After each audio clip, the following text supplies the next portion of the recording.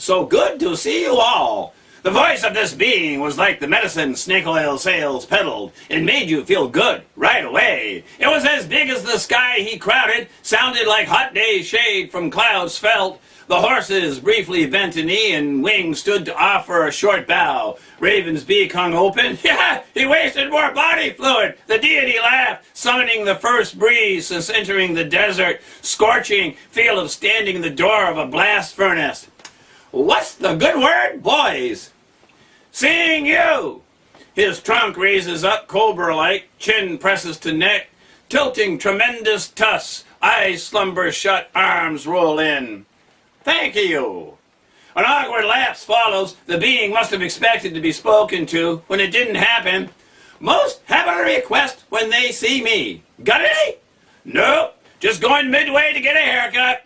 The great vision animated, laughed again. Isn't that what he told you, Raven? Yes, sir. Managed to get out. He did not tell you how many buds the green women of Midway have under their shirts? Buds? Tits? Wing, your head is fine. You just look horny to me. More of that fierce wind came on them, leaned into it. Lester, Earl, good fellows, are you going to partake in a bit of a trim, too? Both shook no, kept walking. Well, it's more desire than need. I like the way they wash your hair before they do you. I always feel better after a cut. Got time to chat? You ought to good together, this troop. Once there were many who would move to the desert or peak to high places, going without sustenance, going without sleep to see me. Now there is you, only you. I don't understand lonely, but I liked it better when I was, more busy. No one to drink with, huh? Wing handed a bottle up to the elephant, whose stretched trunk reached all the way down to retrieve it. He pulled a big swig, started to hand it back. That's all right, keep it. Got another one right here. Popping the top off, placing the cap in his pocket. Always pouring a little into the sippy cup nailed to the wagon roof. Lester and Earl don't drink and don't mind if we do, so don't feel self-conscious or anything. They're not being left out. That great rolling wind again, and Wing wished he could figure out the sense of humor so it could be avoided. Unexpectedly, I commend the cosmos with the thought I can create to destroy anything. I suspected, and you just want to yak?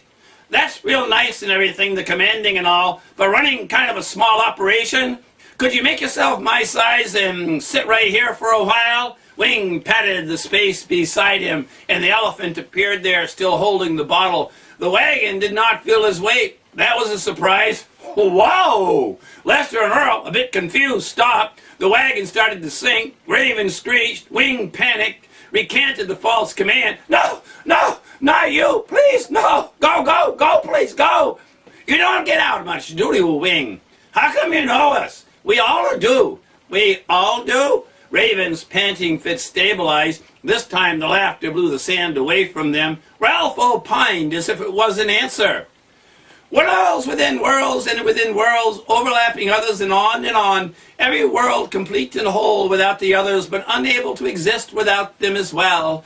So those that can like to keep track of as many of them as we can. That's growth. How many worlds do you walk in? Make any sense?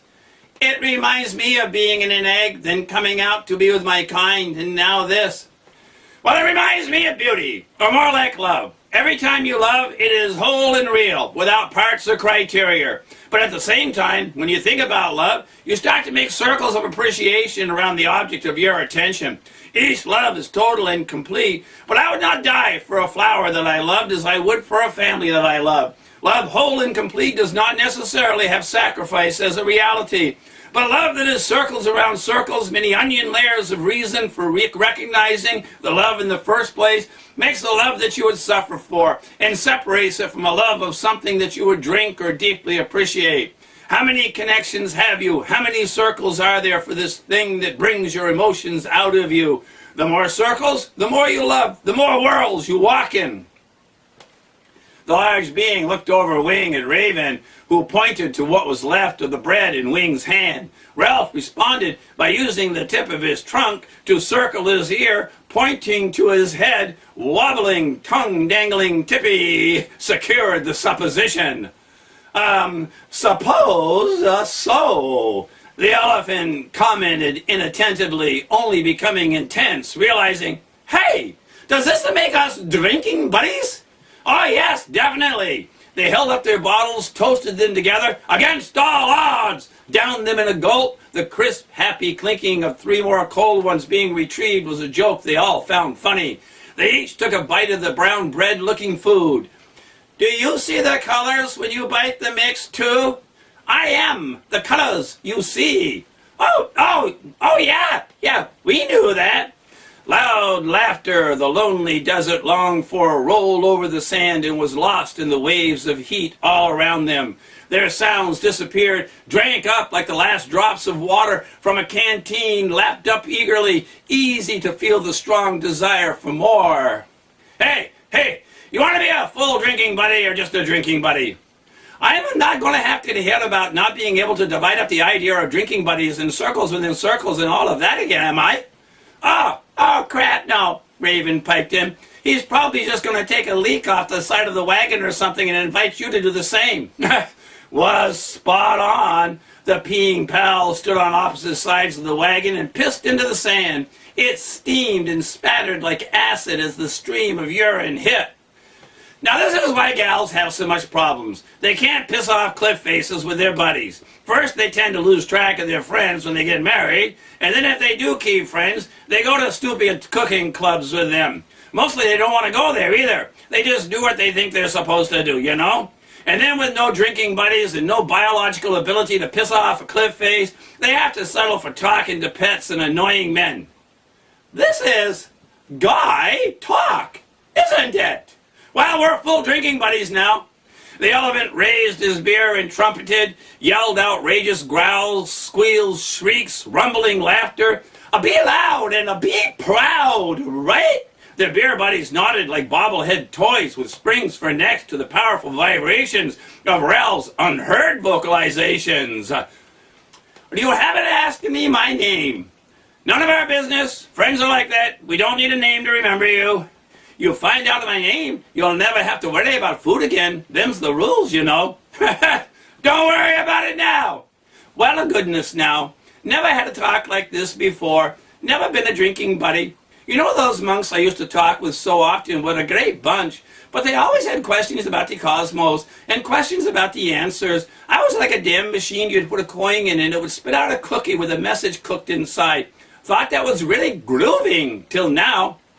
Well, if you don't mind, I'll call you Ralph. That way you won't have to burden us with a gift. Ralph? Like it. Really very great. Raven tried the name out too. Wing flipped open the hatch to the cooler, got 3 more cold ones out, passed the chew around, also getting cigars from his coat pocket, opened up, lit up, set down. The 3 got right to bitching about the weather, the females of their species, how heavy water is. The all too true criticisms directed at the walled-up shitheads of the settlements prompted the drunk cowboy to cry in his beer for a while as, there is this one, though.